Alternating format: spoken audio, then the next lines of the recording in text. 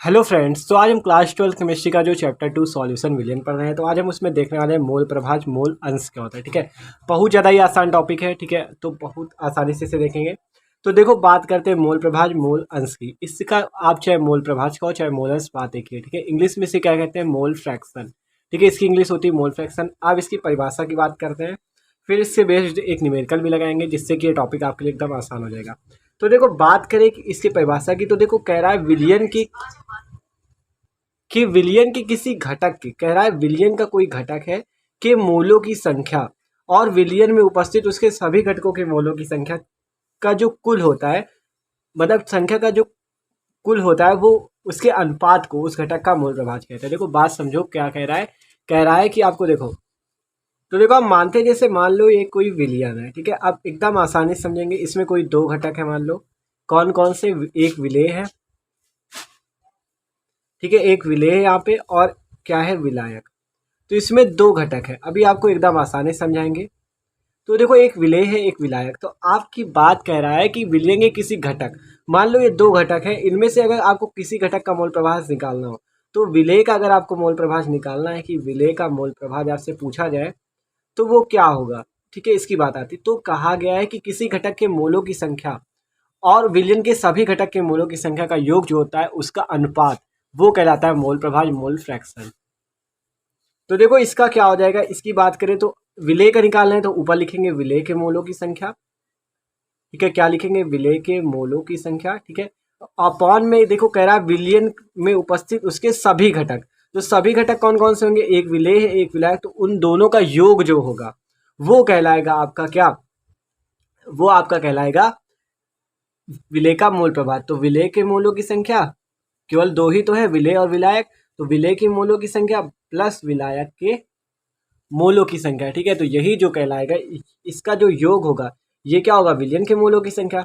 तो ये आपका कहलाएगा विलेय का मोल प्रभाज। देखो, ये बात ये है कि दो घटक हैं, विलेय और विलायक। ठीक है, अब आपको विलेय का मोल प्रभाज निकाला है, तो विलेय के मोलों की संख्या अपॉन में विलेय प्लस विलायक के मोलों की संख्या।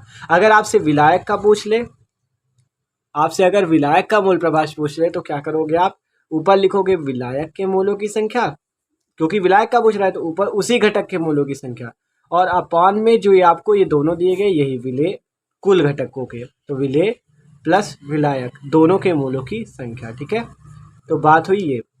देख सकते हो परिभाषा में यही कहा गया कि विलयन के किसी घटक के मूलों की संख्या अगर आपको निकालनी हो, तो क्या करोगे आप? विलयन के उस घटक के मूलों की संख्या और विलयन में उपस्थित उसके सभी घटकों की मूलों की संख्या का अनुपात क्या कहलाएगा? उस घटक का मूल प्रभाज कहलाएगा। ठीक है, मान लो अगर दो घटक है विलेय और विलायक, तो आपको विलेय का मूल प्रभाज निकालना हो, अगर आप हम मान देखो विलेय का मूल प्रभाज निकालना हो, तो विलेय के मूलों की संख्या अपॉन में क्या होगा? विलेय के मूल प्लस विलायक के मूल। ठीक है, अगर हम इसे विलेय को मान लो, अगर हमने माना कि विलेय बराबर ए है। ठीक है, और इसे किससे प्रदर्शित करेंगे? एक्स ए से, क्योंकि विलेय का निकालना ए माना हमने, तो एक्स ए से। और विलेय के मूलों की संख्या का स्मॉल एन है और विलायक के मूलों की संख्या का कैपिटल एन है। तो हम इसे कैसे लिख सकते हैं? मान लो एक सिंपल फॉर्म में हम डिफाइन कर रहे हैं। ठीक है, एक सिंपल फॉर्म में डिफाइन कर रहे हैं, एक्स ए इक्वल टू क्या हो गया? Small N upon small N plus capital N. Small N क्या हो गया? विलेय के मूलों की संख्या, और जो विलायक के मूलों की संख्या वो कैपिटल एन। तो देखो small N upon small N plus capital N. ठीक है, तो कोई दिक्कत नहीं आता। विलेय का मूल प्रभाज क्या हुआ? विलेय के मूल बटा विलेय के मूल प्लस विलायक के मूल।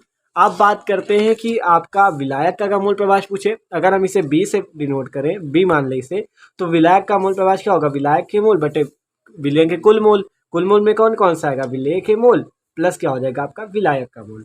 आप बात करें एक्स बी, इसे बी माना था ना हमने, इसलिए लिखेंगे X B equal to capital N, क्योंकि विलायक को हमने माना है कैपिटल एन। अभी देख सकते हो आप, विलायक को कैपिटल एन माना और विलेय को स्मॉल एन। ठीक है, तो capital N upon small N plus capital N. अब देखो ये जो आया है आपका, ये आया, मान लो अगर इसे इक्वेशन नंबर 2 मान ले, और जो पहले आई थी आपकी ये वाली, इसे इक्वेशन नंबर 1 मान ले। ठीक है, इसे हम मान ले इक्वेशन नंबर 1, और दोनों को क्या कर दे? जोड़ दे। देखो देख सकते हो x A plus X B कर दें, तो देखो क्या होगा। पहले वाला था आपका small N upon small N plus capital N, और ये बाद वाला क्या है? Capital N upon small N plus capital N. अब आपको क्या करना है? नीचे वालों को एलसीएम ले लेना है, तो नीचे क्या आएगा? Small N plus capital N. आप जब नीचे के हर बराबर होते तो ऊपर वाले जुड़ जाते हैं, आपने फिर में देखा है। तो ऊपर small N plus N upon small N plus N, तो देखो अब इससे ये कैंसिल हो जाएगा, तो क्या बचा X A plus X B equal to 1।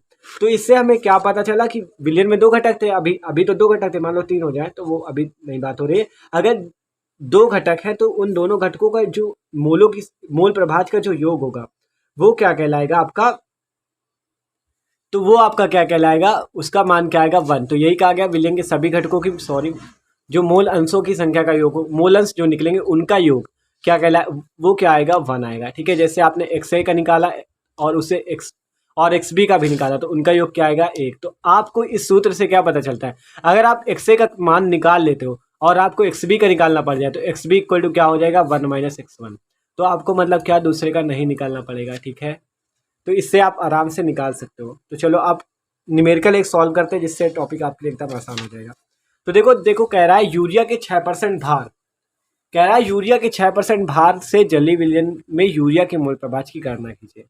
क्या कह रहा है, यूरिया का 6%, मतलब कि NH2CO3 NH2CO NH2 इसका नाम होता है यूरिया, इसका है 6% जलीय विलयन।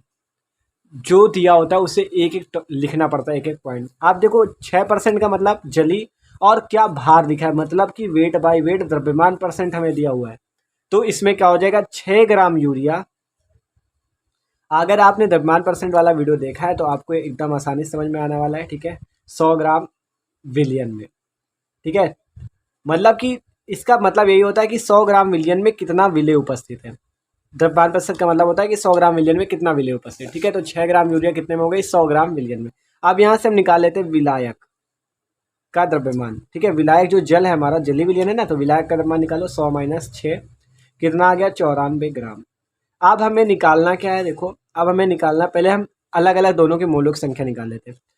तो NH2 के CO NH2 के मोलों की संख्या के मोल बराबर क्या हो जाएगा, भार बटा अणुभार। किसका भार, NH2CO NH2 का भार और अणुभार। ठीक है, बटे में। तो भार इसका कितना है, भार कहाँ पे दिया है, भार दिया 6 ग्राम। आप निकालना है इसका अणुभार। तो अणुभार आप कैसे निकालोगे, आपको ये दिया formula NH2CO NH2।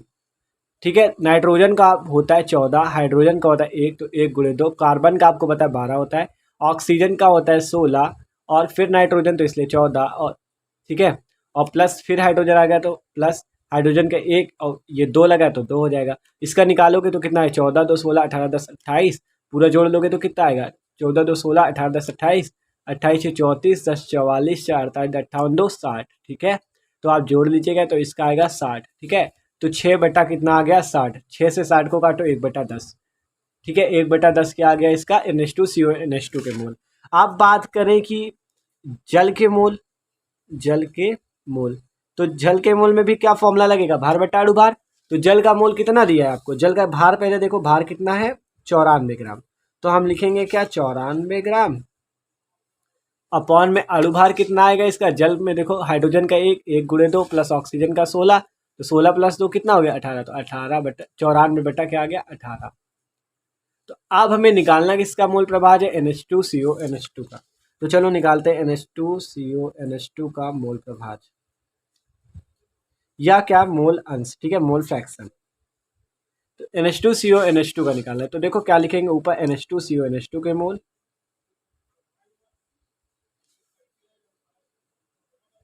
Mole upon NH2CO NH2 plus जल के मोल। ठीक है, दोनों के मोल, क्योंकि आपको जब NH2CO NH2 निकालो, अभी आपको बताया जब दो घटक होंगे तो दोनों घटकों का योग नीचे आ जाएगा। ठीक है, तो NH2CO NH2 का मोल आया 1/10 और नीचे क्या आ जाएगा 1/10 प्लस H2O के कितने निकाले 94/18। अब आपको क्या करना है, इसको जोड़ना पड़ेगा। तो जब आप इसको सॉल्व करोगे तो आपका आंसर आएगा 0.0188। ठीक है, तो आप इसे सॉल्व कर लेना, कुछ नहीं केवल भिन्नी तो करना है, 1/10 है, इसका करोगे 18 18 और 10 का एलसीएम ले लेना, फिर जो कटे उसे काट लेना, तो 0.0188 आंसर आएगा। तो आपने देखा क्या किया, पहले NH2CO NH2 जो 6% जलीय विलयन दिया गया था तो उसने देखा द्रव्यमान प्रतिशत में क्या होता है 6 ग्राम यूरिया 100 ग्राम विलयन में। अब विलायक का मान निकाला 94 ग्राम आ गया। ठीक है, अब हमने NH2CO NH2 का अणुभार निकाला, फिर उसके मोल निकाले, भार बटा अणुभार, भार कितना 6 ग्राम, अणुभार रख दिया 60, 1/10। ठीक है, आसान एकदम।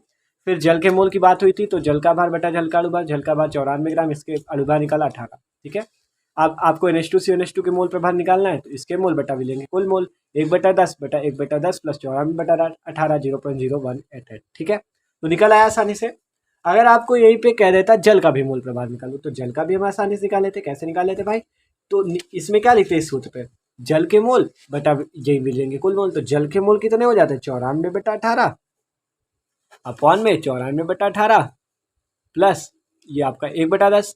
तो ये जो आ जाता ये किसका मोल प्रभार जाता जाके, ये आता आपका H2O का। तो एकदम आसान था, कोई दिक्कत नहीं थी। ठीक है, तो भाई ये थी बात मोल प्रभाज मोलस मोल फ्रैक्शन की। तो आपने देखा एकदम आसान थ्योरी भी थी, एकदम आसान न्यूमेरिकल भी था। तो आप इतना तो है, आप किसी भी टाइप का न्यूमेरिकल आ जाए मूल प्रभाज का तो आप लगा लोगे। तो भाई अगर वीडियो अच्छा लगा हो तो प्लीज़ वीडियो को लाइक जरूर कर दीजिएगा। Okay, thanks for watching this video.